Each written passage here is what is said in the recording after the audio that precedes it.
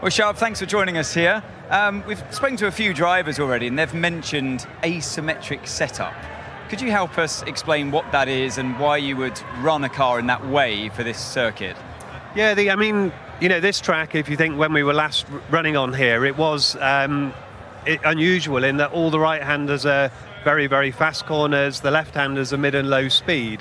And what you need for those different corner ranges is quite different on the car.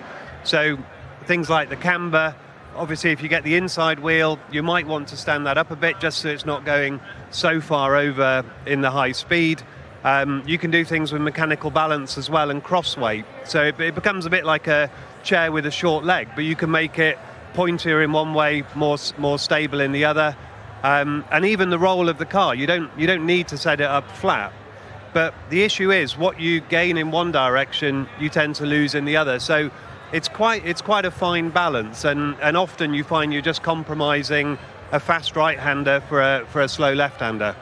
The upgrades, we didn't really see them come into fruition in Monaco for obvious reasons, a very different track to this one. What are you expecting for this circuit? Well, what we need to do is run the car and see what we get. I think, we've had a lot of years in Monaco where we've taken a really good car that's been winning all the races. We've got to Monaco and we've struggled, so it's not a great barometer of performance. Barcelona, on the other hand, well, that's your classic test track that you often would wait to this race in a season to really see how everyone's stacked up. They'd all brought the European updates. So we want to see what we get. We're hoping that we've improved the overall performance of the car just with more downforce. We've put a lot of focus on the sort of mid and high speed as well, because early on that was an area we were poor. So hopefully we'll be a bit happier in those new fast corners there.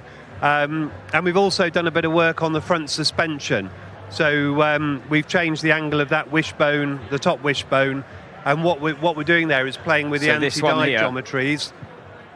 We've lifted that up, trying to change the platform control, so the way that when you hit the brakes, how does the suspension react to that, getting a bit of performance from the vehicle dynamics to make that a bit better. So as I said, we're open-minded about what we're going to get. We just want to understand what are the gaps, where are we quick, where are we slow, what do we need to work on, because we are expecting to have to do a bit more work, but really just getting that clear direction. One of the things before you go, we saw some tasty shots of the Red Bull floor and the Mercedes floor in Monaco as they got craned way up into the sky. It's an area we obviously never get to see of the cars. What do you take from that? Does that information get studied back at base? All teams will be looking at the photos, and I suspect that they're looking a bit more at the Red Bull ones than the Mercedes or the Ferrari ones.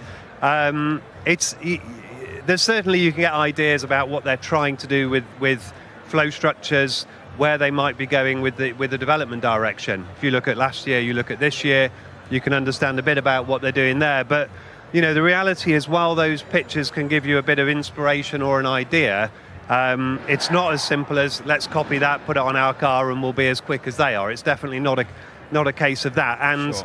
The reality is you've got to focus the vast amount of your effort on understanding your own car and developing from there. So I think a little bit of inspiration, but not much more than that.